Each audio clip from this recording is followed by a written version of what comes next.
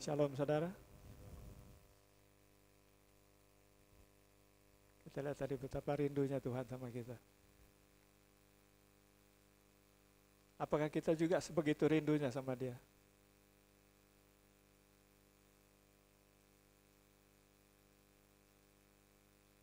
Tidak habis-habisnya Dia mau berbicara kepada kita. Apakah kita punya telinga untuk mendengar?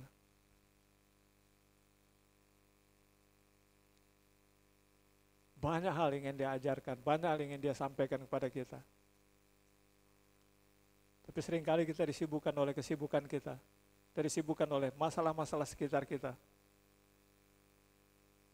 Dan penghiburan, kekuatan yang Dia berikan kepada kita tidak nampak oleh kita. Saya ulangi lagi tadi, sebesar apapun lawanmu, aku lebih besar, kata Tuhan. Setiap lawan hanya punya satu tujuan, yaitu membinasakan. Kalau kita ketemu lawan, urusannya satu. Dia mati atau kita mati. Siapa lawan kita yang paling utama? Kita coba ini bukan tidak menginterpretasinya sendiri, tapi kita bilang apa kata firman Tuhan ya. Kita lihat 1 Petrus 5 ayat 8.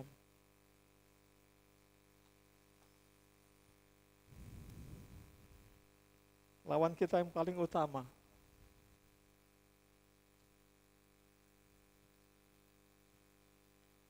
Satu Petrus 5 ayat 8. Sadarlah dan berjaga-jagalah, lawanmu si iblis berjalan keliling sama seperti singa yang mengaum-ngaum dan mencari orang yang dapat ditelannya. Paling apes orang kalau ketemu singa.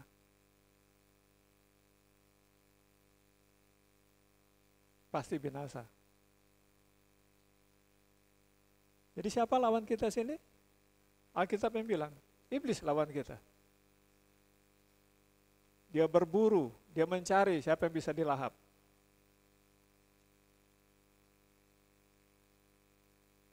Pertanyaannya, apakah kita mampu mengatasinya? Siapakah iblis itu? Kita lihat di Yohanes 8 ayat 44.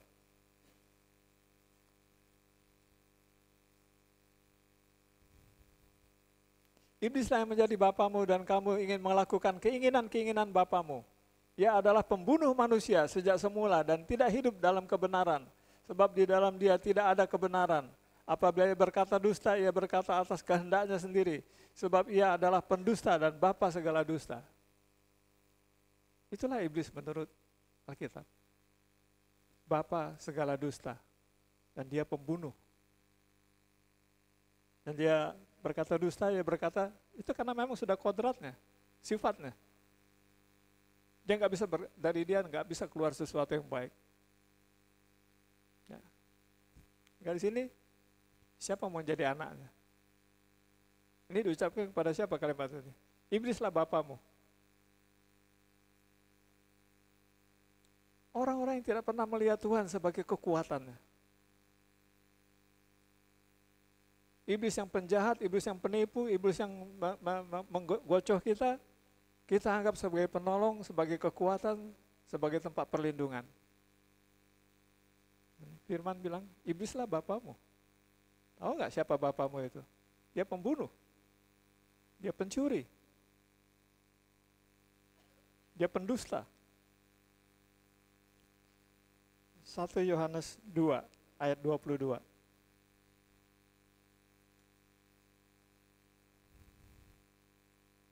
Siapakah pendusta itu? Bukankah dia yang menyangkal bahwa Yesus adalah Kristus? Dia itu adalah antikristus, yaitu dia yang menyangkal baik bapa maupun anak. Jadi siapa menyangkal Kristus? Dia pendusta. Dan siapa menyangkal anak? Juga menyangkal bapa. Anak itu adalah firman ini. Jika kita percaya kepada firman ini, kita pun percaya kepada Bapa. Karena Bapa yang mengutus firman ini kepada kita. Siapa menyangkal firman, dia tidak memiliki Bapa. Dan Bapa itulah kehidupan sesungguhnya. Maka itu Bapa beri jalan keluar bagi kita. Kalau kita ketemu Bapa, saya sudah berapa kali khotbah sini, Bapa tuh tegas, nggak main-main, urusannya mati. Nah, dia kasih ini perantara, putraku. Siapa menyatu sama dia, menyatu sama aku. Siapa dikenan oleh dia, aku berkenan kepadanya. Siapa dikasihnya, aku mengasihinya. Siapa menerima dia akan menerima hidup.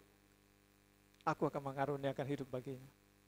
Dan hidup yang berkelimpahan, hidup yang kekal. Ya tadi sempat bahasa Tuhan bilang apa? Tidak ada lagi kesusahan di situ. Bahagia yang kekal. Tadi sempat singgung dari dalam salah satu itu.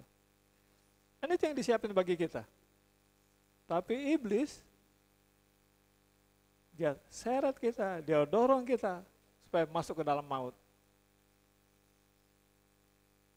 Tapi yang jadi pertanyaan, kok banyak ya orang percaya iblis ya? Orang pergi pesugihan, orang pergi bertapa, orang pergi cari-cari ilmu, cari segala macam gitu. Padahal ada Bapa yang baik memberikan hidup. Kalau iblis kasih kita hidup, paling berapa tahun? Habis itu binasa kekal bersama-sama dia. Ya. Jadi di sini pendusta itu adalah orang yang menentang Kristus, antikris. 2 Yohanes 1 ayat 7.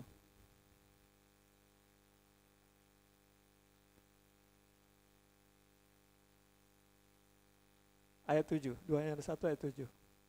Sebab banyak penyesat telah muncul dan pergi ke seluruh dunia yang tidak mengaku bahwa Yesus Kristus telah datang sebagai manusia.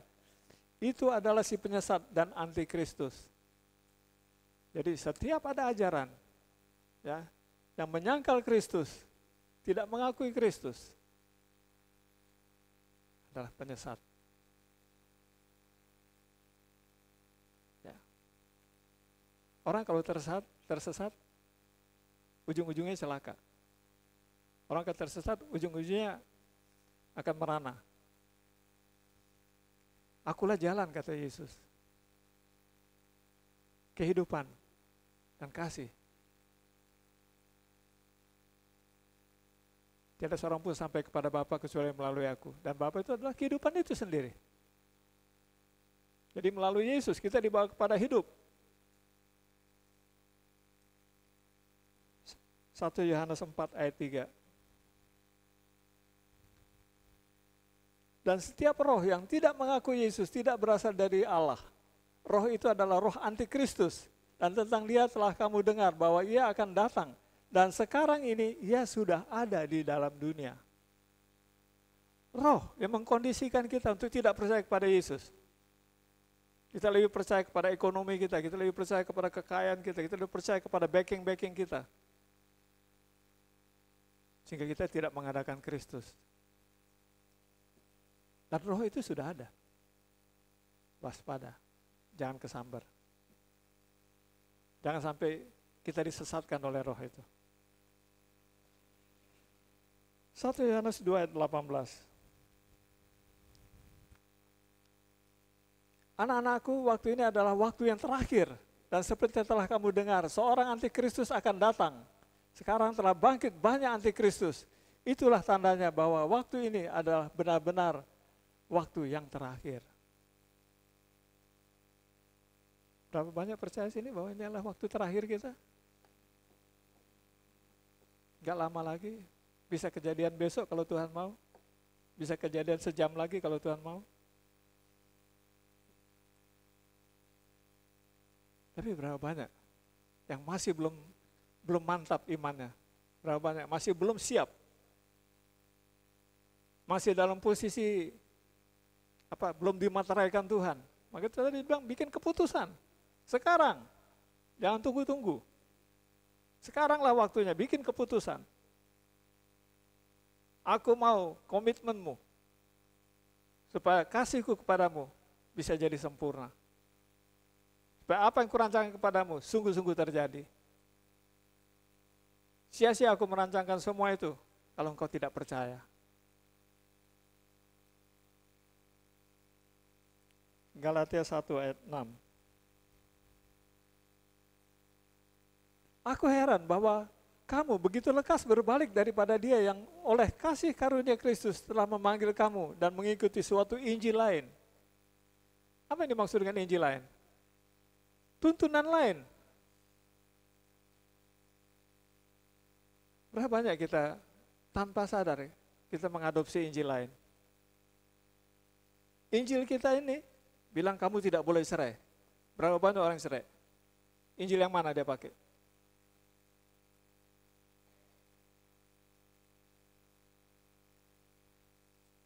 Injil ini bilang tidak boleh bersinah. Di luar banyak yang bersinah. Injil yang mana dia pakai? Kalau dia pakai Injil ini, dia nggak bakal bersinah. Jangan mencuri. Lihat di luar berapa banyak koruptor yang ketangkep. Injil yang mana dia pakai? Kalau dia bukan anak Tuhan, itu urusan dia. Tapi kalau anak Tuhan curi duit, saya mau tanya, Injil mana yang dia pakai? Sini dibilang, aku heran bahwa kamu begitu lekas berbalik daripada dia yang telah oleh kasih karunia Kristus telah memanggil kamu dan mengikuti suatu Injil lain. Suatu tuntunan lain. Suatu fondasi lain. 7. Ayat 7-nya. Yang sebenarnya bukan Injil, hanya ada orang yang mengacaukan kamu dan bermaksud untuk memutarbalikkan Injil Kristus. Orang bilang, ya nggak apa-apa, kan cari duit untuk keluarga, nanti juga kasih perpuluhan ke gereja. Ya, nggak apa-apa korupsi, nggak apa-apa curi duit. Nanti kamu bayar ke gereja, kasih 10%, jangan lupa.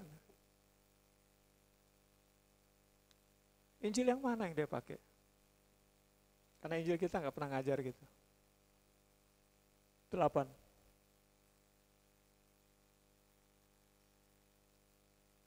Tetapi sekalipun kami atau seorang malaikat dari surga yang memberitakan kepada kamu suatu Injil yang berbeda dengan Injil yang telah kami beritakan kepadamu, terkutuklah dia. Orang terkutuk itu orang dibuang Tuhan. Tuhan buang muka dari dia. Jadi Paulus ini sampai kepada suatu posisi di mana apa? Saya sudah sampaikan kebenaran kepadamu. Kalau suatu hari saya koreksi kebenaran itu tidak seperti yang saya perintahkan hari ini, tidak sesuai dengan apa yang ada di sini, itu orang yang memutarbalikkan fakta. Terkutuklah dia. Bahkan di sini bilang, kalau yang mengoreksi itu seorang malaikat datang kepada kita dan bilang, kamu boleh cerai. Tidak mungkin. Karena kebenaran ya dan amin sampai selama-lamanya.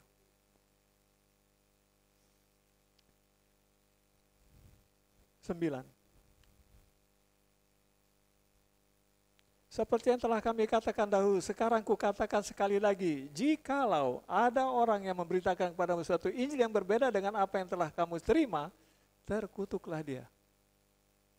Apa tadi Tuhan wanti-wanti bilang apa? Sekarang waktunya, bikin keputusan. Ya mungkin Tuhan melihat ada kita-kita yang saat ini masih berpegang pada fondasi yang salah. Kita masih pikir nyolong boleh, ngomong kotor boleh, kita masih pikir jinah boleh, kita masih pikir berdusta boleh. Dan berapa banyak orang itu anggap biasa-biasa aja ketika melakukan hal-hal yang dilarang oleh Injil.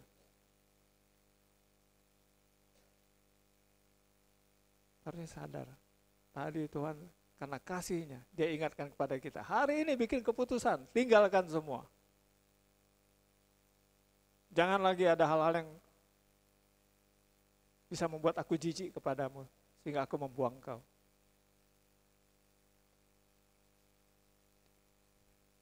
Yang menjadi pertanyaan bagi kita ini, apa kita, ini kan tadi kan yang membawa Injil lain itu adalah antikris, menolak Kristus, menolak firman.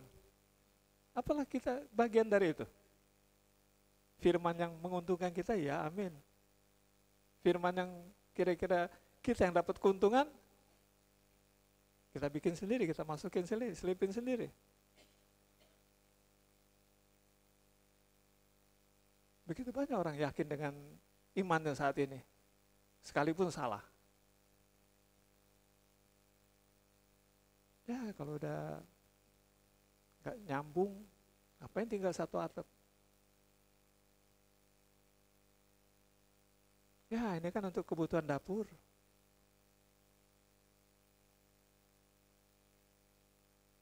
Injil diserong demi kepentingan, demi keuntungan manusia. Tapi yang manusia lupa adalah apa? Ketika dia menyerong Injil, kerugian yang lebih besar muncul, yaitu binasa. Apa untungnya kita kalau ujung-ujungnya binasa? Berapa lama sih kita menikmati keduniawian kita? Paling lama 80 tahun, habis itu kita dipanggil Tuhan, selesai.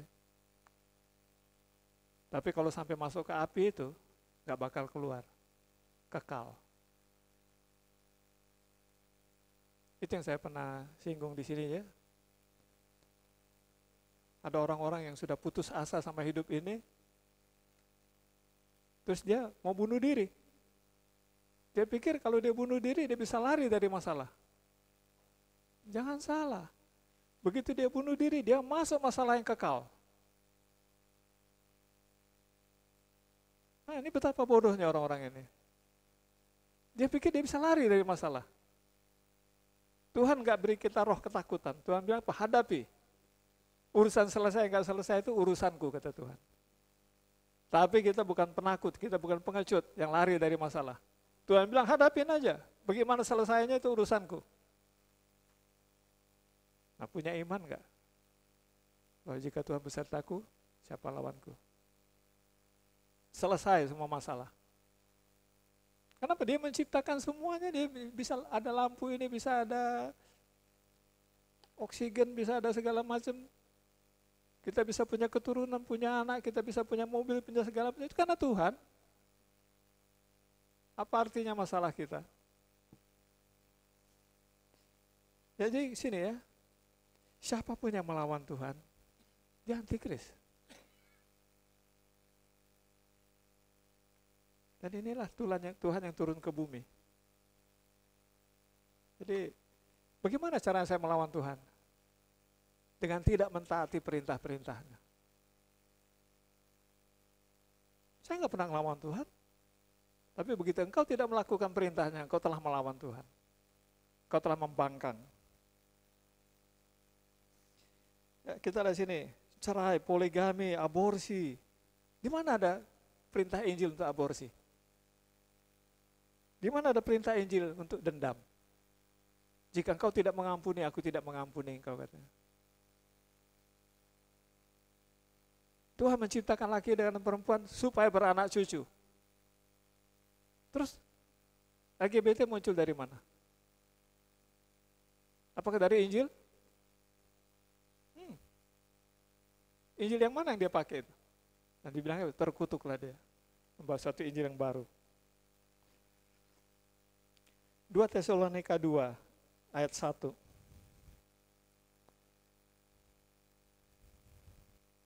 Tentang kedatangan Tuhan kita Yesus Kristus dan terhimpunnya kita dengan Dia, kami minta kepadamu saudara-saudara, 2, supaya kamu jangan lekas bingung dan gelisah, baik oleh ilham roh maupun oleh pemberitaan atau surat yang dikatakan dari kami, seolah-olah hari Tuhan telah tiba. Berapa banyak kita dengar istilah orang, waduh kiamat, ini kiamat, ini. Baru ada masalah udah bilang kiamat. Lu kurang belajar, lu nggak tahu kiamat itu apa. Kiamat seluruh dunia jungkir balik. Kalau baru masalah pribadi itu belum kiamat. Tapi berapa banyak kita ngucapin kiamat?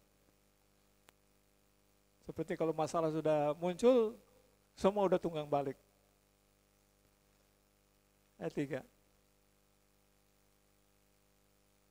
Janganlah kamu memberi dirimu disesatkan orang dengan cara yang bagaimanapun juga. Sebab sebelum hari itu, haruslah datang dahulu murtad, dan haruslah dinyatakan dahulu manusia durhaka yang harus binasa.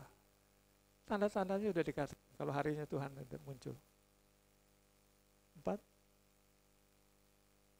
Yaitu lawan yang meninggikan diri di atas segala yang disebut atau yang disembah sebagai Allah. Jangan semua. Tuhan tadi bilang apa? Sembah aku. Tapi ada lagi yang lain yang bilang, sembah aku juga. Kita mau pilih, sembah yang mana? Bahkan dia duduk di bait Allah dan mau menyatakan diri sebagai Allah. 5. Tidakkah kamu ingat bahwa hal itu telah kerap kali kukatakan kepadamu ketika aku masih bersama-sama dengan kamu? Tadi dia baru berkata-kata kepada kita. Dia ada bersama kita. 6. Dan sekarang kamu tahu apa yang menahan dia, sehingga ia baru akan menyatakan diri pada waktu yang telah ditentukan baginya. Tuhan punya schedule untuk semua itu. Gak bisa mengubah schedule Tuhan. Dan schedule Tuhan adalah keselamatan kita. Tuhan menawarkan, maka itu dia tadi tegas banget bilang, hari ini bikin keputusan. Jangan tunda-tunda. Mungkin kau akan terlambat. 7. Karena secara rahasia kedurhakaan telah mulai bekerja, tetapi sekarang masih ada yang menahan. Kalau yang menahan itu telah disingkirkan, 8. Pada waktu itulah si pendurhaka baru akan menyatakan dirinya, tetapi Tuhan Yesus akan membunuhnya dengan napas mulutnya dan akan memusnahkannya kalau ia datang kembali. Yesus kalau kemarin 2000 tahun yang lalu datang, itu bawa keselamatan. Tapi kalau datang sekali lagi dia bawa pedang. Siapa nggak cocok sama dia dibunuh. Pilih aja. Kita dapat 2000 tahun kesempatan untuk bebenah.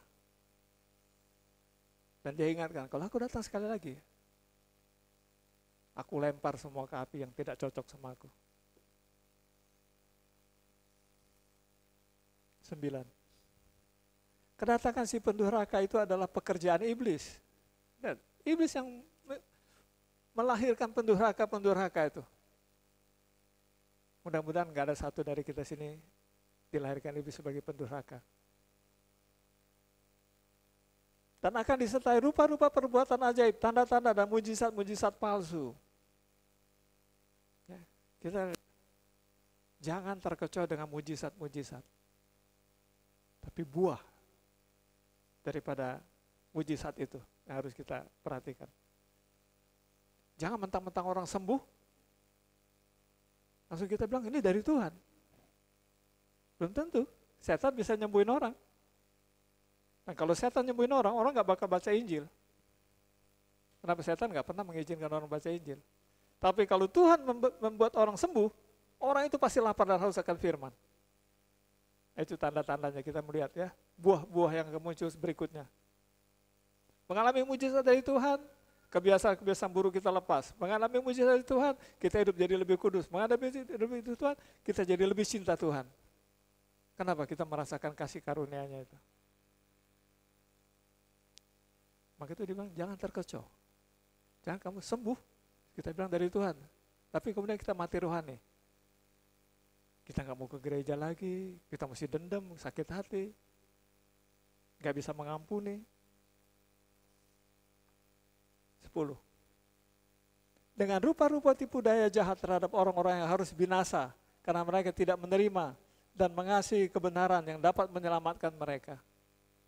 Tuhan terus bicara, terus mengingatkan kita tentang kebenaran. Kejarlah kebenaran itu. Kebenaran itu akan memerdekakan. Bukan dari masalah, tapi juga dari maut. 11. Dan itulah sebabnya Allah mendatangkan kesesatan atas mereka yang menyebabkan mereka percaya akan dusta. Jangan kaget ya. Kita pernah bahas tempoh hari dari Sakar. Dia bilang apa? Mereka muak kepadaku dan aku pun muak kepada mereka. Karena itu keserahkan mereka kepada gembala-gembala yang pandir.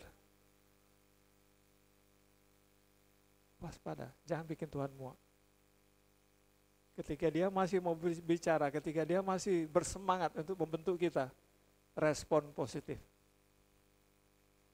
Karena kalau dia udah muak, Anda tahu, Anda di tempat sampah. Jangan bikin dia muak, jangan bikin dia sebel. Betapa besarnya kasih karunia Tuhan ya. Tadi kita dengar, Gak putus-putusnya dia bicara. Sudah selesai, sambung lagi. Sudah selesai, sambung lagi. Kenapa? Karena dia sayang kita. Dia mengingatkan kita. Dia menegur kita. Dia membangun semangat kita. Dia menghibur kita. 12. Supaya dihukum semua orang yang tidak percaya akan kebenaran dan suka kejahatan. Kapan dihukum ini? Ketika dia datang kedua kali. Dia akan seleksi ini, mana domba, mana kambing. Semua kambing-kambing dibuang.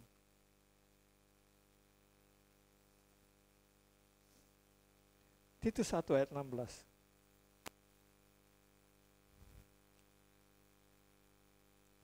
Jadi sebelum Tuhan Yesus datang kedua kali, Perusia, itu pendurhaka harus muncul. Mudah-mudahan tidak ada yang muncul dari gereja ini. Mereka mengaku mengenal Allah, tetapi dengan perbuatan mereka, mereka menyangkal Dia, mereka keji dan durhaka dan tidak sanggup berbuat sesuatu yang baik.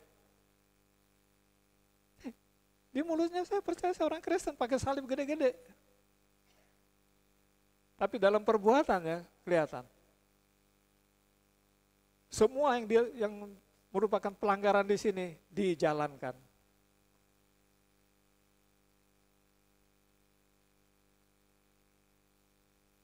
Perbuatan mereka. Tetapi dengan perbuatan mereka, mereka menyangkal Dia. Mereka keji dan durhaka. Siapapun yang taat kepada Tuhan, pasti berubah jadi baik. Kalau kita bilang kita ke gereja tiap hari, kita bilang kita berdoa tiap hari, kita baca Injil tiap hari, tapi kelakuan tidak berubah, waspada. Mungkin Anda salah seorang dari pendurhaka itu. 1 Yohanes 2 ayat 23.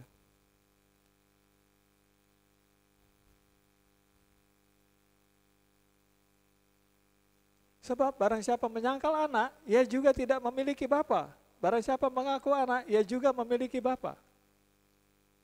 Siapa anak itu? Ini anaknya.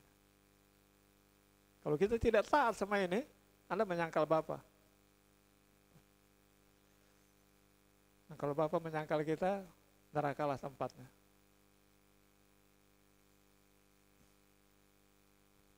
Kita lihat ya, pekerjaan iblis itu apa aja. Kejadian 3 ayat 1 sampai 6.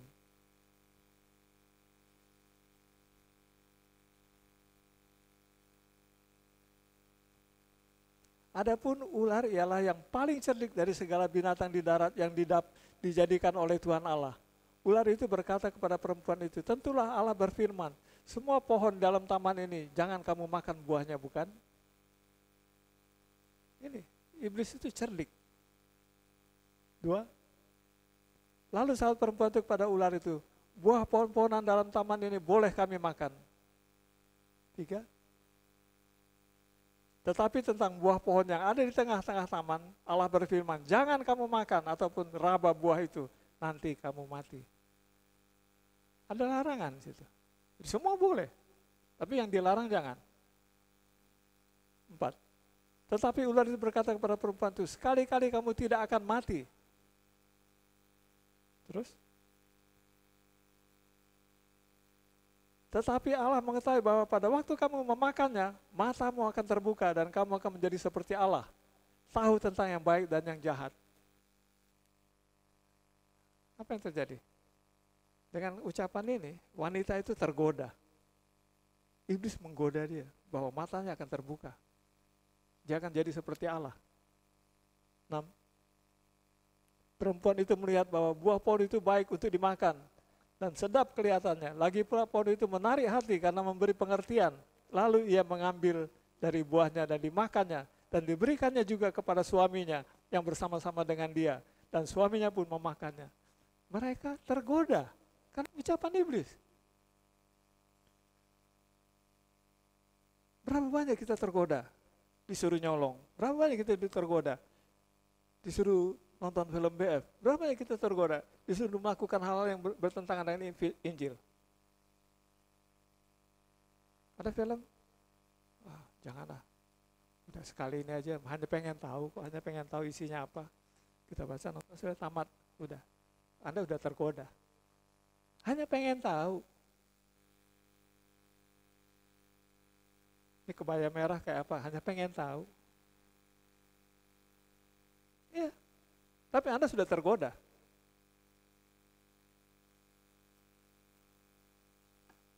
Anda kan dengar ceritanya doang kan, tapi belum lihat isinya kan. Jangan sampai kepengen lihat. Jadi itu menggoda.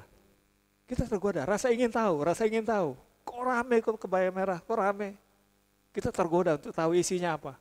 Dan kita telah mencemari diri kita. 1 Tawarikh 21. Ayat pertama.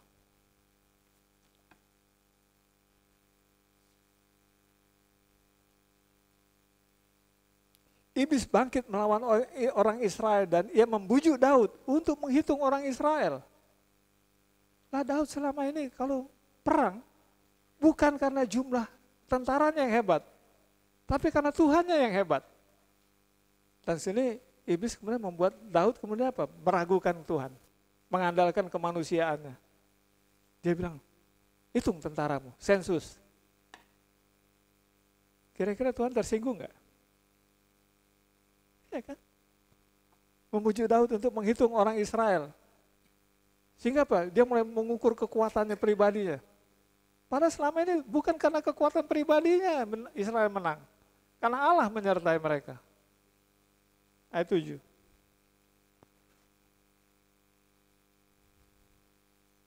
Tetapi hal itu jahat di mata Allah. Sebab itu dihajarnya orang Israel. Lihat. Kalau Anda kedapatan jahat di mata Tuhan, Bapa yang baik menghajar anaknya. Bukan untuk membinasakan, tapi untuk bikin kapok. Supaya ke depan jalanmu jadi lurus. Ayat 9.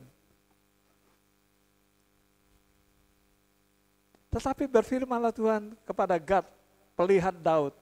10. Pergilah, katakanlah kepada Daud, begini firman Tuhan. 3 perkara kuhadapkan kepadamu. Pilihlah salah satu daripadanya, maka aku akan melakukannya kepadamu. Ada konsekuensi, dan sini Daud dapat 3 pilihan.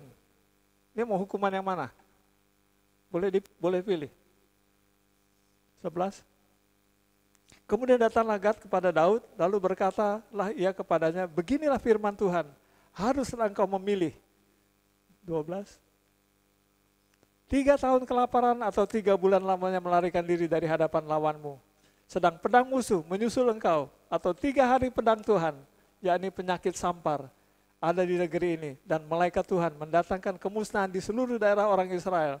Maka sekarang timbanglah, jawablah apa yang harus kusampaikan kepada yang mengutus aku. 13. Lalu berkatalah Daud kepada Gad, sangat susah hatiku, biarlah kiranya aku jatuh ke dalam tangan Tuhan. Sebab sangat besar kasih sayangnya, tapi janganlah aku jatuh ke dalam tangan musuhnya. Ada ketakutan. Dia mending jatuh ke tangan Tuhan, udah suka-suka Tuhan lah. Daripada aku jatuh ke tangan musuh. Tuhan pilih. Kamu dikejar oleh musuh 3 bulan. Dia nggak pilih salah satu, enggak. Dia hanya pilih apa? Udah suka-suka Tuhan. Ke tangan Tuhan aku jatuh.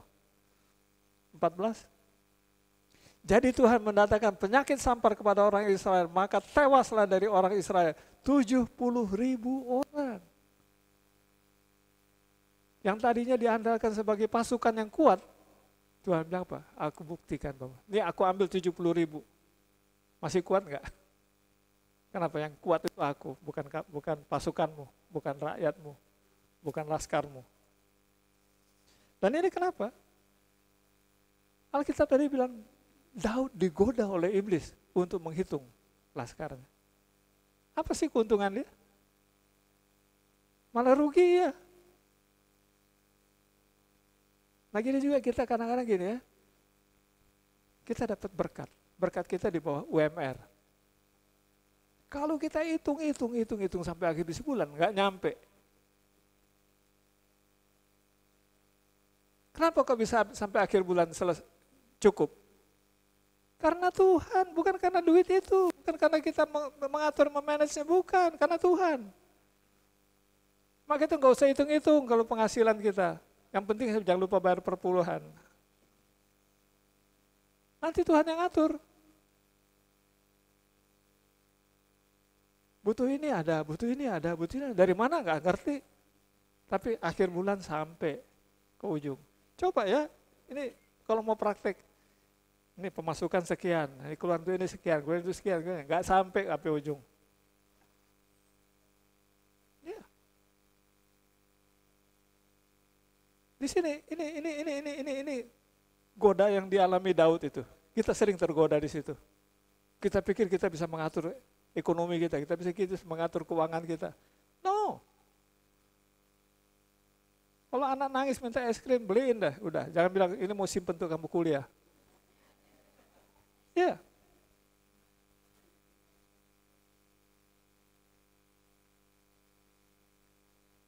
Lakukan apa yang menurut kamu baik. Lakukan, kalau bisa menyenangkan hati orang, apa susahnya sih? Kenapa mesti mikir hari-hari yang belum kelihatan?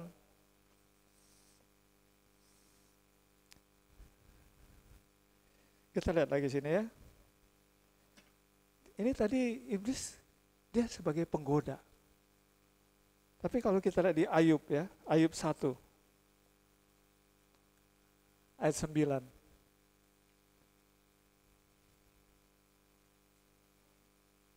Lalu jawab iblis kepada Tuhan, apakah dengan tidak mendapat apa-apa Ayub takut akan Allah? Apa dengan tidak mendapatkan apa-apa Ayub takut akan Allah? 10.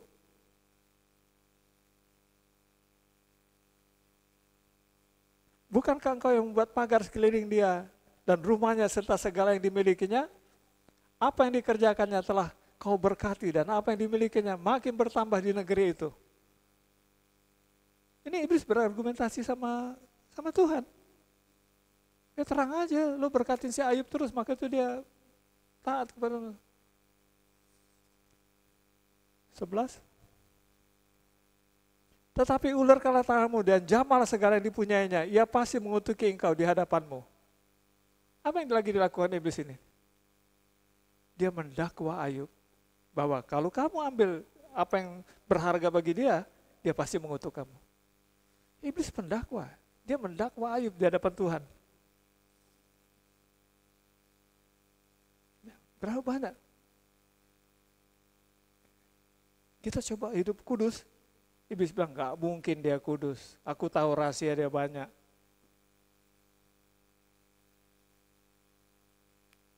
Kita didakwa terus. Kita lihat ya, ketika Yosua di hadapan tahta Allah, iblis sendiri samping mendakwa dia. Kamu pilih dia. Kamu gak tahu nih, orang ini gak layak. Tapi kemudian Tuhan datang, malaikat datang menguduskan, memberi jubah baru kepada Yosua. Yesaya, aku yang bibir, najis bibir, dikuduskan sama Tuhan. Kenapa? Tuhan bilang, udahlah, gak usah dakwa-dakwa. Yang penting aku lihat hati orang ini. Kalau dia mau, oke, aku sambut.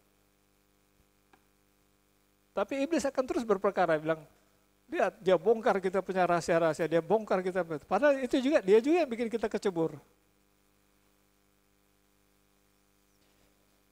Kejadian 3, ayat 4 dan 5.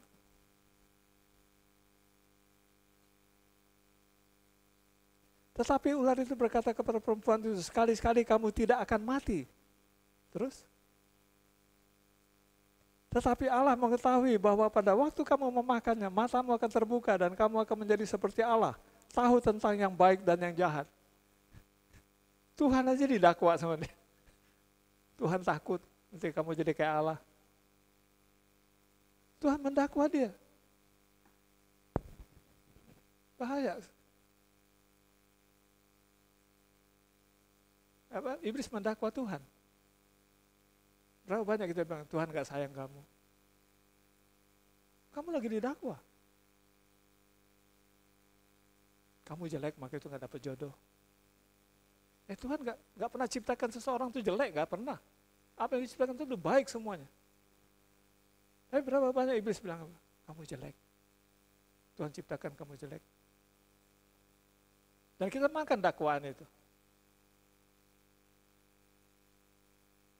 Saya dulu pernah konseling seorang wanita, Pak, doain Pak saya Pak, supaya dapat jodoh. Kenapa? Tiap jodoh datang, dia tolak. Tiap jodoh datang, tolak. Ujungnya saya bilang, kenapa kamu gini? Aku malu Pak, aku penyampaian kalau dia tahu gimana. Tapi kepengen jodoh. Dan iblis mendakwa terus, gara-gara ambeien lu gak laku. Gara-gara jerawat lu gak laku. Iblis mendakwa terus. Padahal kalau Tuhan yang kirim, mau ambeien kayak mau jerawatan kayak mau ambeien yang jerawatan juga gak ada masalah. Iya. Gak ada masalah. Dari Tuhan itu yang terbaik. Pasti dia terima. Pasti dia terima. Tapi ketika kita makan dakwaan iblis itu, Tuhan sudah beri, kita tolak. Tak bisa begitu ya. Kita lihat di Markus 4 ayat 12.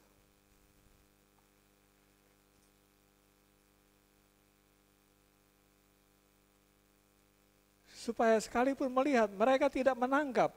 Sekalipun mendengar, mereka tidak mengerti. Supaya mereka jangan berbalik dan mendapat ampun. 13.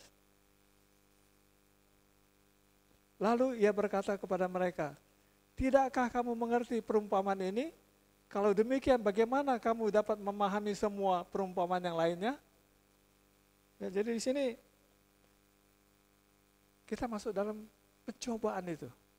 Kita tapi nggak ngerti. Bagaimana kita mau percaya yang lebih banyak lagi? Kalau hal-hal yang sederhananya kita udah nggak bisa ngerti.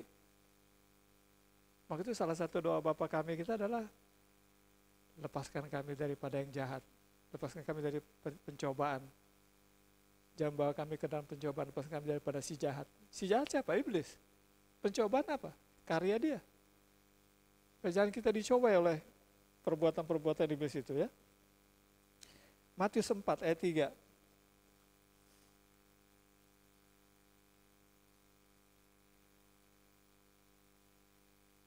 Lalu datanglah si pencoba itu dan berkata kepadanya, jika engkau anak Allah, perintahkanlah supaya batu-batu ini menjadi roti. 4. Tetapi Yesus menjawab, ada tertulis manusia hidup bukan dari roti saja, tetapi dari setiap firman yang keluar dari mulut Allah. 5. Kemudian iblis membawanya ke kota suci dan menempatkan dia di bumbungan bait Allah. 6. Lalu berkata kepada, jika engkau anak Allah, jatuhkanlah dirimu ke bawah, sebab ada tertulis mengenai engkau ia akan memerintahkan malaikat-malaikatnya dan mereka akan menatang engkau di atas tangannya, supaya kakimu jangan terantuk kepada batu. 7.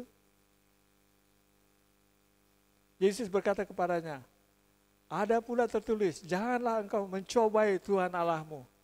Lagi diapain Yesus? Siapa yang mencoba dia?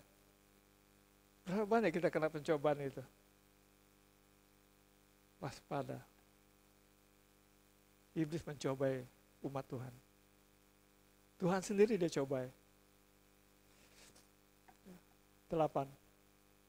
Dan iblis membawanya pula ke atas gunung yang sangat tinggi dan memperlihatkan kepada semua kekayaan dunia dengan kemegahannya. 9. Dan berkata kepadanya, semua itu akan kuberikan kepadamu jika engkau sujud menyembah aku. 10. Maka berkata Yesus kepadanya, enyahlah iblis, sebab ada tertulis engkau harus menyembah Tuhan Allahmu, dan hanya kepada dia sajalah engkau berbakti. Ini yang tadi diminta Tuhan sama kita. Sembah aku, berbakti kepada aku. Iblis gak akan melakukan itu. Dan kalau kita adalah anak-anak iblis, kita juga tidak akan melakukannya.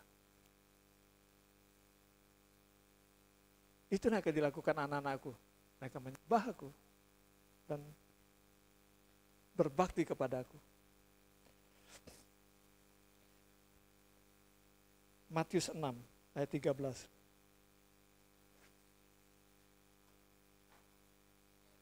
Dan janganlah bawa kami ke dalam pencobaan, tetapi lepaskanlah kami daripada yang jahat. Karena engkaulah yang punya kerajaan dan kuasa dan kemuliaan sampai selama-lamanya. Doa kita minta supaya jangan masuk dalam pencobaan. Dilepaskan dari si jahat. Lukas 4 ayat 13.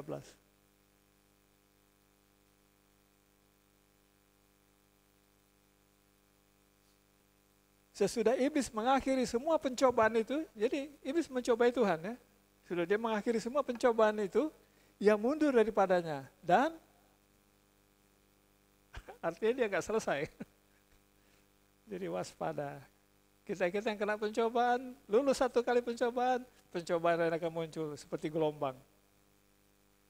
Lalu Tuhan bilang, siap, bersiap, pakai pedang itu. Lawanlah iblis, dia akan lari daripadamu. Nah. Yohanes, itu jadi tadi iblis menggoda, iblis mendakwa, iblis mencobai. Itu karya-karya iblis ya. Ada lagi sini, Yohanes 13 ayat 2.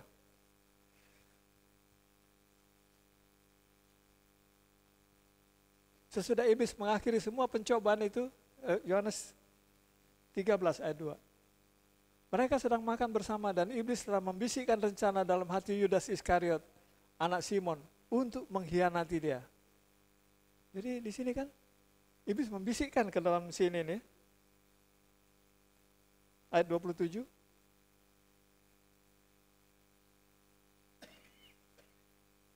Dan sesudah Yudas menerima roti itu, ia kerasukan iblis. Maka Yesus berkata kepadanya, apa yang hendak kau perbuat, perbuatlah dengan segera. Yudas kerasukan. Kenapa? Dia mendengar bisikan iblis, dan akhirnya iblis mendapat hak untuk merasuk dia. Dan Tuhan memahami itu, Tuhan bilang, lakukan apa yang kamu lakukan. Karena memang skenario sudah begitu dari surga. Anak Allah harus mati, supaya kita ditebus. Kalau iblis tahu skenario ini, iblis nggak akan bunuh Tuhan. Betapa bodohnya iblis. Kalau kita lihat di film Passion itu, kan waktu Yesus lagi pikul salib, ada di belakangnya pakai ponco gitu, no, syukur lu kayaknya gitu. Kalau dia tahu bahwa di atas salib itu kita dimerdekakan, kita dibebaskan, dia nggak bakal bikin. Nah, Yesus melepaskan tawanan-tawanan. Kisah Rasul 5 ayat 3.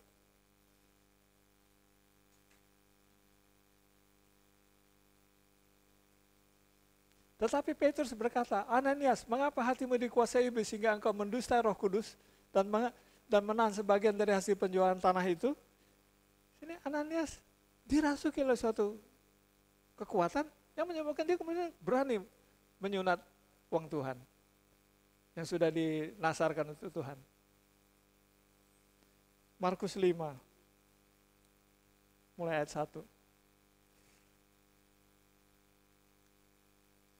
Lalu sampailah mereka di seberang danau di daerah orang Gerasa. 2. Baru saja Yesus turun dari perahu, datanglah seorang yang kerasukan roh jahat dari pekuburan menemui dia. Orang ini kerasukan. Artinya waspada, iblis bisa merasuk Anda dan saya. Jangan buka pintu. Kalau dia merasuk ke kita, dia menawan kita, dia berkuasa atas kita. 3. Orang itu diam di sana dan tidak ada seorang pun lagi yang sanggup mengikatnya, sekalipun dengan rantai. 4.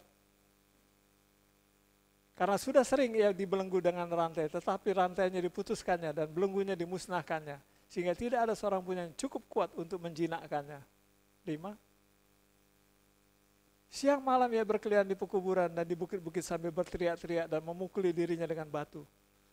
Iblis itu menyiksa. Orang ini kan menyiksa dirinya sendiri, pukul-pukul dengan batu. 6.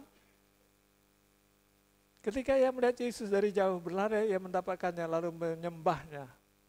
Lihat, iblis tahu siapa Tuhan. 7. Dan dengan keras ia berteriak, apa urusanmu dengan aku, hai Yesus anak Allah yang maha tinggi? Yesus anak Allah yang maha tinggi, karena ini urusan aku sama orang ini, karena orang itu buka pintu bagi aku, maka aku boleh masuk. Dan bilang, ngapain Yesus ke sini? Ini antara aku sama dia. Dia izinkan aku masuk. Demi Allah, jangan siksa aku. Iblisnya lihat Tuhan, iblis tahu bahwa Tuhan itu punya kuasa yang tidak ada taranya. Maka kalau Yesus datang kedua kali, iblis merana. Semua pengikut iblis merana. 8. Karena sebelum Yesus mengatakan kepada, hai engkau roh jahat, keluar dari orang ini. Terus 9. Kemudian dia bertanya kepada orang itu, siapa namamu? Jawabnya, namaku Legion, karena kami banyak. Lihat, bukan satu yang merasuk orang ini, banyak. 10. Dia memohon dengan sangat supaya Yesus jangan mengusir roh-roh itu keluar dari daerah itu. 11. Ada di sana di lereng bukit sejumlah besar babi sedang mencari makan. Iblis itu ya, kalau dia nggak merasuk manusia, dia ada di pangkalannya, itu di neraka. Dan di neraka pun mereka nggak kompak, cakar-cakaran. Jadi kalau dia punya kesempatan merasuk Anda dan saya, dia bahagia banget karena dapat wilayah sendiri. Ya, maka itu kita nggak bisa mengusir iblis kalau ada di dalam kita. Kita butuh pertolongan orang lain. Kenapa? Dia nyaman, dia merasa itu rumahnya.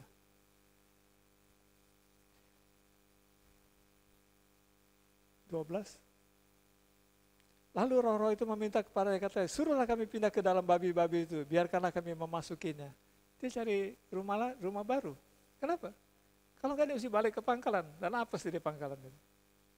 Iblis sama iblis juga nggak kompak, cakar-cakaran. Jadi kalau dia dapat assignment, dapat perintah untuk ke dunia, untuk menggoda sisi A, sisi B atau sisi A, apalagi untuk merasuk dia bahagia banget karena dia tempat baru. 13.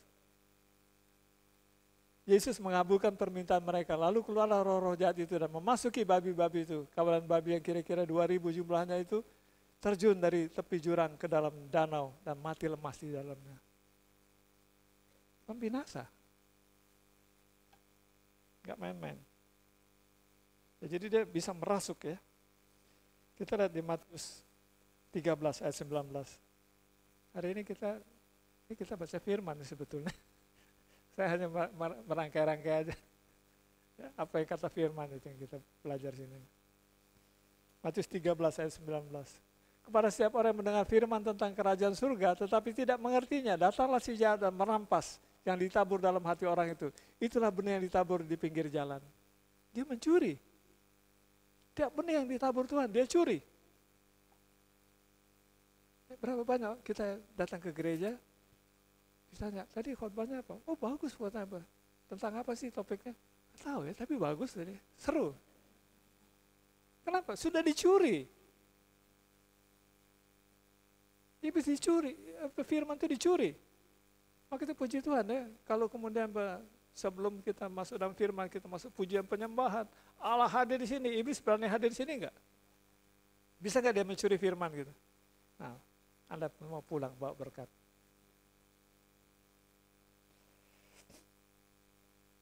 Satu Raja-Raja 2 ayat 22. 1 Raja-Raja 22 ayat 20. 1 Raja-Raja 22 ayat 20. Dan Tuhan berfirman, siapakah yang membujuk Ahab untuk maju berperang supaya ia tewas? Ini Tuhan lagi cari. Siapa yang mau dipakai untuk membunuh Ahab? Ya. Siapakah yang akan membujuk Ahab untuk maju berperang supaya ia tewas di Ramot Gilead? Maka yang seorang berkata begini, yang lain berkata begitu. 21. Kemudian tampillah satu roh, lalu berdiri di hadapan Tuhan. Ia berkata, aku ini akan membujuknya Tuhan. Bertanya kepada dengan apa? Tuhan bertanya, dengan apa? 22. Jawabnya, aku akan keluar menjadi roh dusta ke dalam mulut semua nabinya. Ia berfirman, biarlah engkau membujuknya dan engkau akan berhasil pula. Keluarlah dan perbuatlah demikian. Ya. Terus 23. Karena itu sesungguhnya Tuhan telah menaruh roh dusta ke dalam mulut semua nabimu ini. Sebab Tuhan telah menetapkan untuk menimpakan malapetaka kepadamu. Iblis yang dipakai untuk apa? Untuk membinasakan Ahab. Karena memang dia profesinya membinasakan. Tuhan mau Ahab mati dalam pertempuran itu, tapi kalau Ahab nggak pergi tempur kan dia nggak bakal mati. Itu siapa yang mesti bujuk Ahab supaya mau pergi? Iblis itu bilang, aku akan jadi roh dusta di nabi-nabinya. Dan nabi-nabi ini bilang, raja pergi dan mati di situ. Iblis adalah eksekutor kalau untuk urusan membinasakan. Ya, 1 Timotius 5 ayat 5.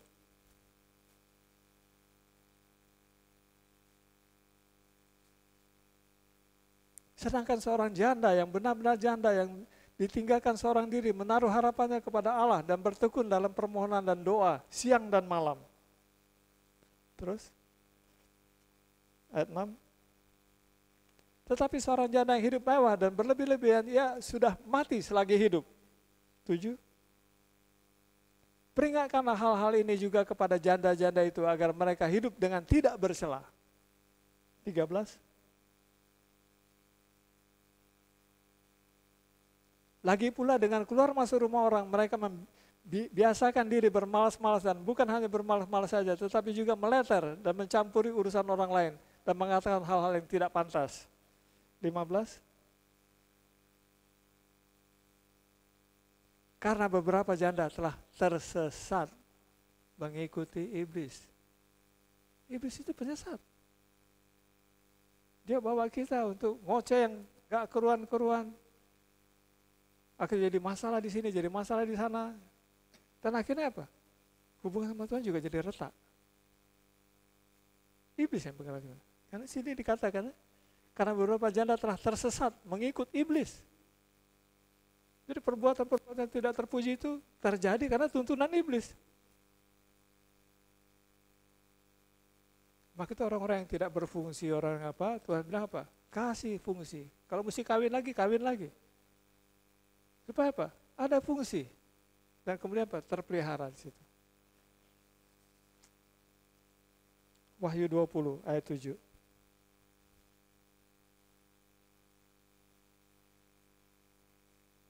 Dan setelah masa 1000 tahun itu berakhir, iblis akan dilepaskan dari penjaranya. 8. Dan ia akan pergi menyesatkan bangsa-bangsa pada keempat penjuru bumi, yaitu Gog dan Magog, dan mengumpulkan mereka untuk berperang. Dan jumlah mereka sama dengan banyak pasir di laut.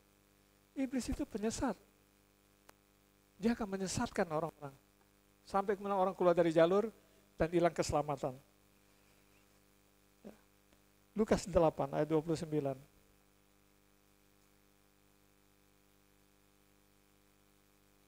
Lukas 8 ayat 29. Ia berkata demikian sebab Yesus memerintahkan roh jahat itu keluar dari orang itu. Karena sering roh itu menyeret-nyeret dia, maka untuk menjaganya ia dirantai, dibelenggu. Tetapi ia memutuskan segala pengikat itu dan ia dihalau oleh setan itu ke tempat-tempat yang sunyi. Setan ini menyiksa. Ya, jadi kalau kita baca juga tentang anak yang sakit ayan itu, dibanting-banting, iblis buat dia membanting-banting diri, tersiksa. Jadi itu beberapa pekerjaan iblis, saya menggoda, mendakwa, mencobai, merasuk, mencuri, pembinasa, penyesat, menyiksa. Masih mau berteman gak sama iblis? Siapa tahu ada yang mau. Inilah karakternya. Nah, di sini Tuhan menetapkan suatu hari di mana iblis akan sampai kepada finish line-nya. Itu namanya harinya Tuhan. Ya, kita lihat 1 Yohanes 3 ayat 8. Belum suntuk? Si Tuhan. Saya udah pegal nih berdiri. Barang siapa yang berbuat dosa berasal dari iblis. Sebab iblis berbuat dosa dari mulanya. Untuk inilah anak Allah menyatakan dirinya, yaitu supaya ia membinasakan perbuatan-perbuatan iblis. Kapan dia menyatakan dirinya? Harinya Tuhan. Kalau Tuhan muncul yang kedua kali, apa yang dilakukan? Iblis dibinasakan dan pengikut-pengikutnya.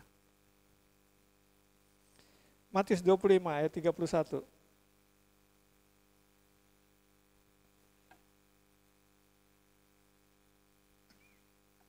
Apabila anak manusia datang dalam kemuliaannya dan semua malaikat bersama-sama dengan dia, maka ia akan bersemayam di atas tahta kemuliaannya.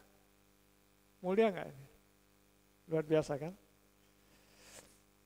32. Lalu semua bangsa akan dikumpulkan di hadapannya. Dia akan memisahkan mereka seorang daripada seorang. Sama seperti gembala memisahkan domba dan kambing. Tadi kita udah bahas belum? Domba sama kambing dipisah-pisahkan kalau dia datang. 3. Dan ia akan menempatkan domba-domba di sebelah kanannya dan kambing-kambing di sebelah kirinya. 3, 4. Dan raja itu akan berkata kepada mereka sebelah kanannya, mari hai kamu yang diberkati oleh Bapakku, terimalah kerajaan yang telah disiapkan bagimu sejak dunia dijadikan. Ini yang disiapkan bagi jemaat di sini. Mudah-mudahan gak ada yang nyasar ke sebelah kiri ya. Berdoa agar semua posisinya sebelah kanan. 5. Sebab ketika aku lapar, kamu memberi aku makan. Ketika aku haus, kamu memberi aku minum. Ketika aku seorang asing, kamu memberi aku tumpangan. Apa maknanya? Kasih. Injil ini intinya hanya satu, kasih.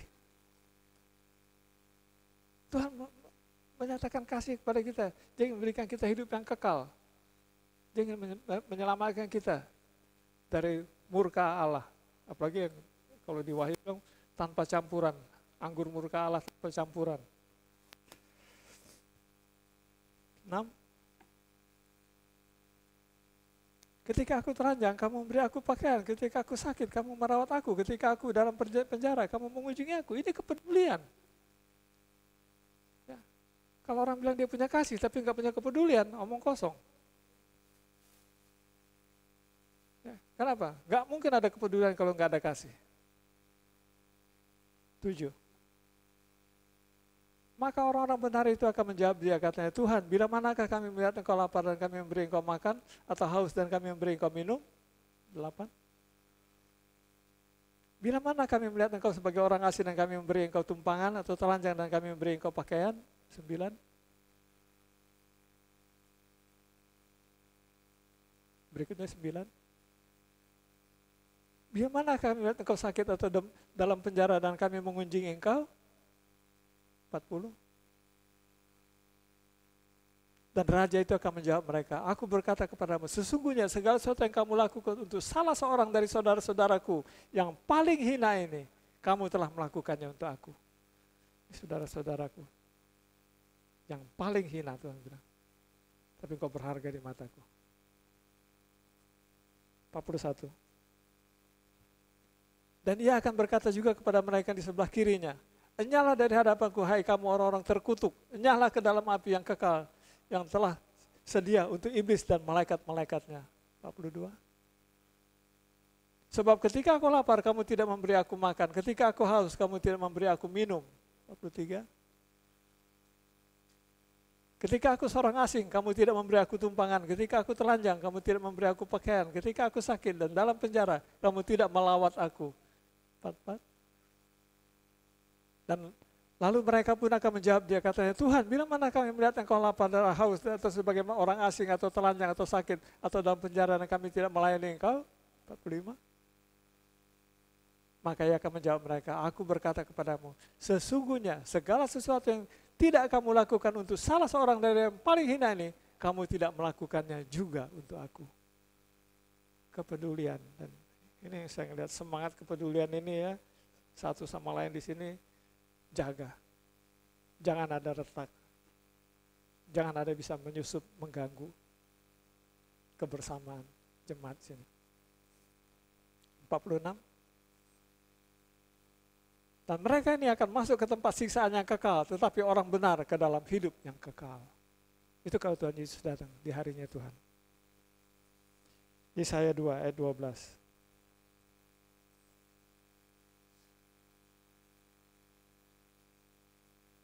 Sebab Tuhan semesta alam menetapkan suatu hari untuk menghukum semua yang congkak dan angkuh, serta menghukum semua yang meninggikan diri, supaya direndahkan.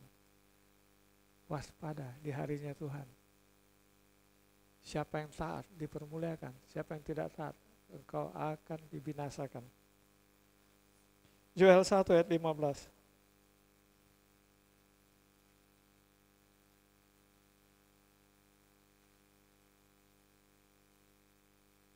Yoel.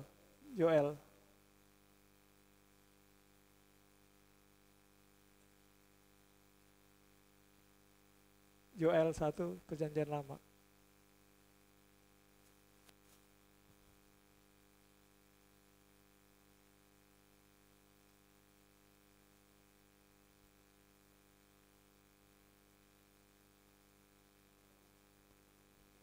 Joel 1 ayat 15. Perjanjian Lama, Naya itu. Wahai, hari itu, sungguh hari Tuhan, sudah dekat.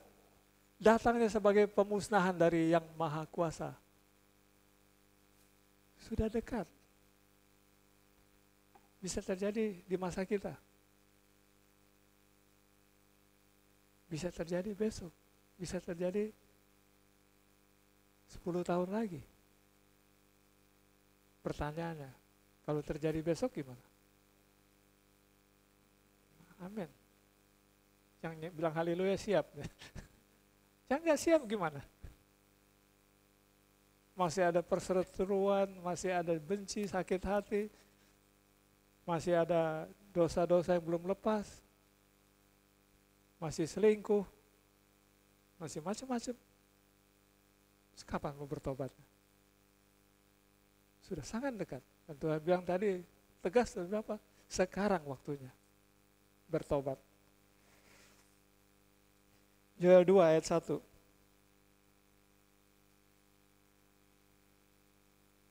Tiuplah sangkakala di Sion dan berteriak di gunung-gunungku yang kudus. Biarlah gemetar seluruh penduduk negeri, sebab hari Tuhan datang. Sebab hari itu sudah dekat. Ingatkan saudara-saudara kita, berubah. Udah dekat. Kenapa? Karena kita mengasihi mereka. Nah, kita juga mempersiapkan diri kita. Ayat 11.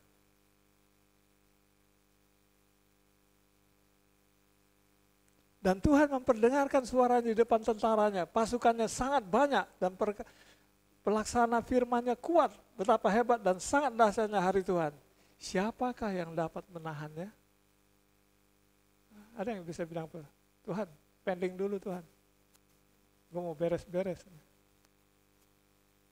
Gak ada yang bisa menahannya. Kalau hari itu datang, final. Yesaya 13 ayat 6.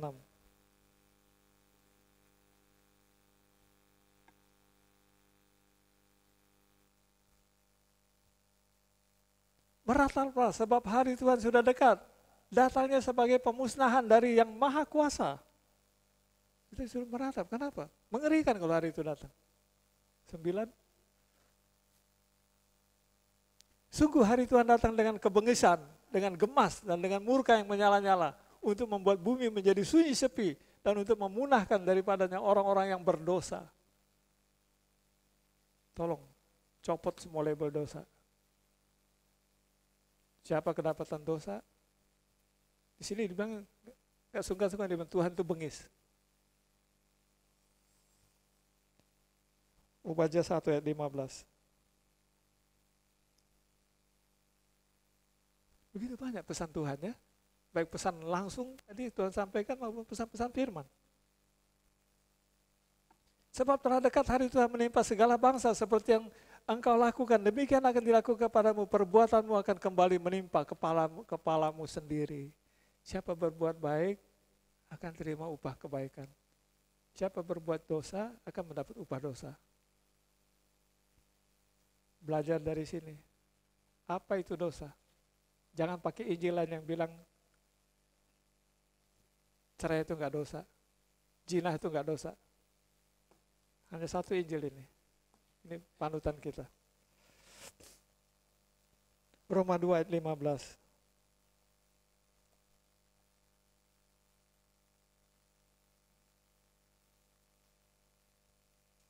Sebab dengan itu mereka menunjukkan bahwa isi hukum Taurat ada tertulis di dalam hati mereka. Jadi dari perbuatan kita kelihatan ya bahwa Taurat ada di hati kita. Dan suara hati mereka turut bersaksi dan pikiran mereka saling menuduh atau saling membela. Sering ya kita melihat itu, boleh enggak sih? Boleh enggak sih? Yang satu suara bilang boleh, yang satu suara bilang jangan. Nah, terjadi dalam pergumulan kita. Kenapa? Roh Allah berbicara, tapi roh jahat berbicara juga. 16. Hal itu akan nampak pada hari bila mana Allah sesuai dengan Injil yang kuberitakan akan menghakimi segala sesuatu yang tersembunyi dalam hati manusia oleh Kristus Yesus. Kadang-kadang kita pikir orang nggak tahu apa yang kita perbuat. Kita sembunyiin. Semua ada di hatimu, Tuhan tahu. Gak ada yang bisa disembunyikan dari Tuhan.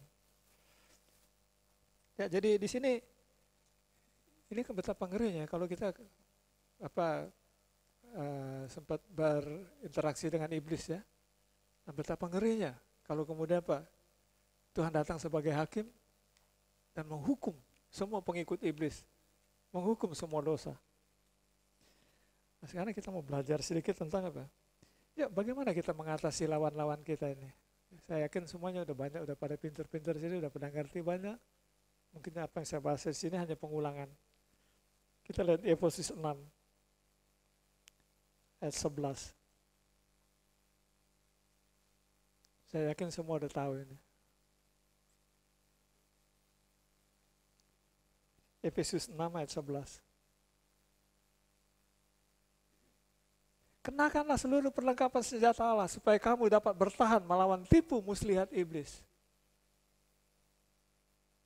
Ada yang jalanin proyek ini dalam hidupnya? 12. Karena perjuangan kita bukan melawan darah dan daging, tapi melawan pemerintah-pemerintah, melawan penguasa-penguasa, melawan penghulu-penghulu dunia yang gelap ini, melawan roh-roh jahat di udara. 13.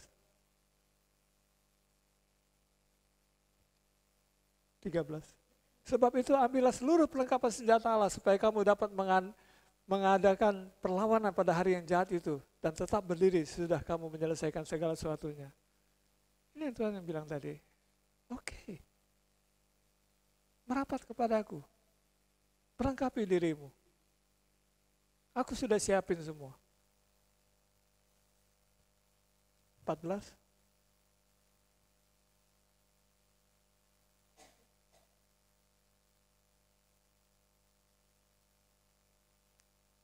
Jadi berdiri tegap, berikat pinggangkan kebenaran dan berbaju sirahkan keadilan. Berikatkan kebenaran, ini kebenaran. Jangan kedodoran. Dan berbaju sirahkan keadilan. Keadilan itu melindungi kita juga dari serangan. 15.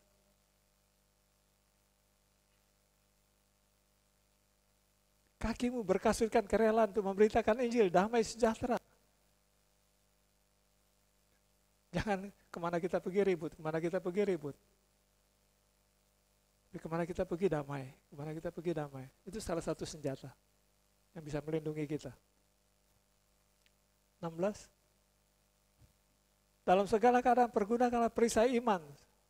Sebab dengan perisai itu kamu akan dapat memadamkan semua panah api dari si jahat. Berapa banyak iman kita bertumbuh? Iman itu percaya untuk yang kita tidak lihat.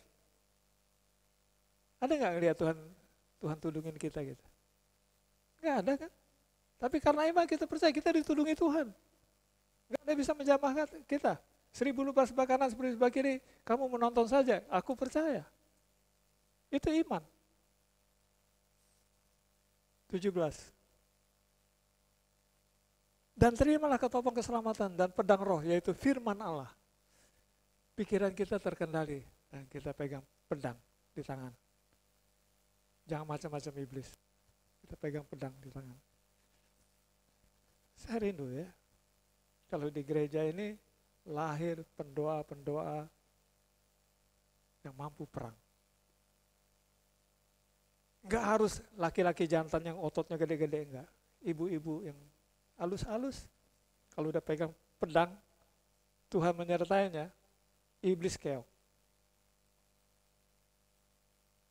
Harus muncul di sini. Itu akan membentengi kita sama-sama saling melindungi satu dengan yang lain. Kalau ada teman kita terintimidasi, saudara seimannya akan angkat pedang, bilang, nah kau. Itu yang bikin gereja ini jadi kuat, itu yang bikin kita semua jadi berkemenangan semuanya. Suatu hari kita semua ketemu di surga, halo, lo di sini juga. Ya gara-gara doa lo juga. Ya gitu. Kan enak kalau suasana kayak gitu. Semuanya saling. Nggak ada kepentingan pribadi. 18.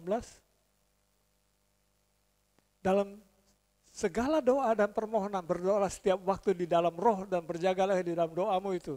Dengan permohonan yang tak putus-putus untuk segala orang kudus. Lihat bagaimana Tuhan menggalang semangat doa di tempat ini. Untuk ini, supaya iblis tidak bisa menyerang kita. Ada doa sepakat di sini. Ada doa pribadi. Ada doa kelompok. Untuk apa? Supaya iblis tidak berjaya. 1 Petrus 5 ayat 8.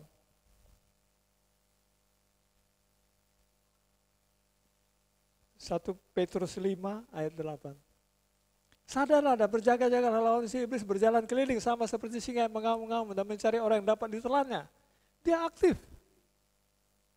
Jangan lengah, dia aktif. 9. Lawanlah dia dengan iman yang teguh. Maka itu iman iman itu muncul dari kesaksian-kesaksian. Maka jangan sungkan bersaksi. Kesaksian itu membangkitkan iman. Sebab kamu tahu bahwa semua saudaramu di seluruh dunia menanggung penderitaan yang sama. Semua sama kena intimidasi iblis. Tapi kalau kita bisa bersaksi, teman kita dikuatkan, saudara kita dikuatkan, haleluya. Betapa ada iman di situ. Yakobus 4 ayat 7.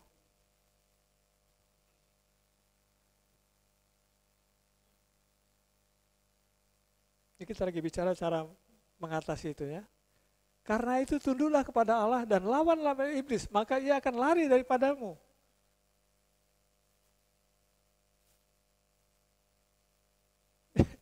Tunduk kepada siapa?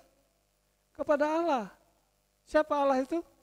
Peraturan-peraturannya. Lakukan peraturan-peraturannya, niscaya engkau jadi kudus dan dalam kekudusan kau bisa mengusir apa aja.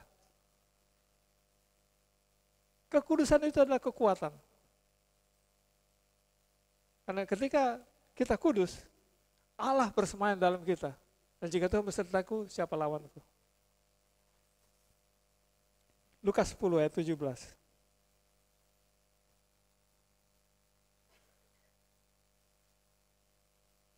Kemudian ke-70 murid itu kembali dengan gembira dan berkata, Tuhan, juga setan-setan tunduk kepada kami demi namamu. Kalau mau lawan setan dalam nama Yesus. Jangan bilang dalam nama kolonel, dalam nama jenderal, enggak mempan. Dalam nama Yesus. Ada kuasa, si murid-murid bersaksi. 19. Sesungguhnya aku telah memberikan kuasa kepada kamu untuk menginjak ular dan kalajengking dan kuasa untuk menahan kekuatan musuh, sehingga tidak ada yang akan membahayakan kamu. Nama Tuhan berkuasa. Dan dia memberikan kuasa itu kepada kita. Pakai nama aku. Kau akan mengusir ular dan kamu menginjak ular dan kalajengking. 1 Korintus 10 ayat 13.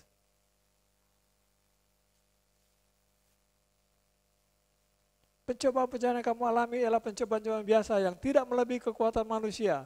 Sebab Allah setia dan karena itu ia tidak akan membiarkan kamu dicobai melampaui kekuatanmu. Berapa banyak percaya ini? Silakan pencobaan datang. Tidak melebihi kekuatanmu. Pada waktu kamu dicoba, ia akan memberikan kepadamu jalan keluar sehingga kamu dapat menanggungnya. Jadi perlu nggak kita khawatir kalau datang pencobaan? Kita fokus saja kepada Tuhan. Apa janji Tuhan? Siapa Tuhan di mata kita? Itu kekuatan kita. Ya.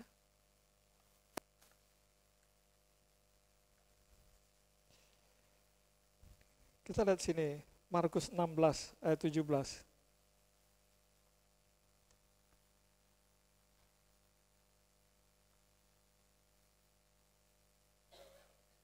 Tanda-tanda ini akan menyertai orang-orang yang percaya. Mereka akan mengusir setan-setan demi namaku. Mereka akan berbicara dalam bahasa-bahasa yang baru bagi mereka.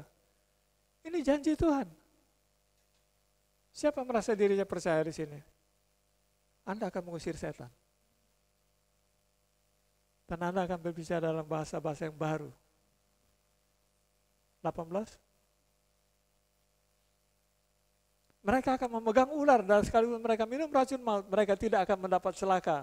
Mereka akan meletakkan tangannya atas orang sakit dan orang itu akan sembuh. Percaya? Nah, jangan suka-suka kalau ada yang sakit tumpang tangan. Kalau ada yang dirasuk setan atau apa, jangan takut, usir. Pakai nama Yesus. Lukas 10 ayat 19.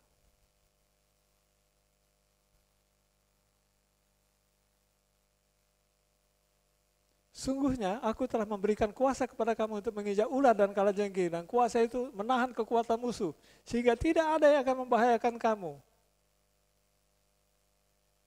Masih ada yang takut di sini? Tuhan bilang, aku sudah memberikan kamu kuasa. Tapi kamu asah nggak kuasa itu? Kamu latih nggak kuasa itu? Kamu pakai nggak? 2 Korintus 10 ayat 14.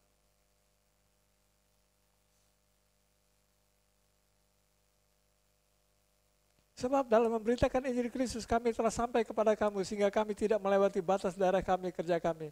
Seolah-olah kami belum sampai kepada kamu.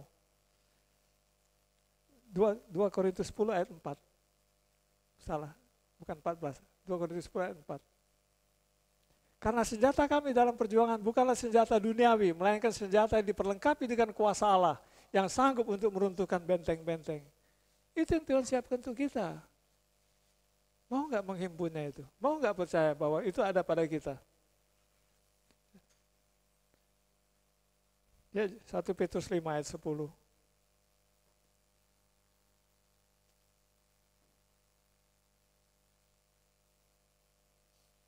Dan Allah, sumber segala kasih karunia yang telah memanggil kamu dalam Kristus kepada kemuliaan yang kekal, akan melengkapi, meneguhkan, menguatkan, dan mengokohkan kamu sudah kamu menderita seketika lamanya.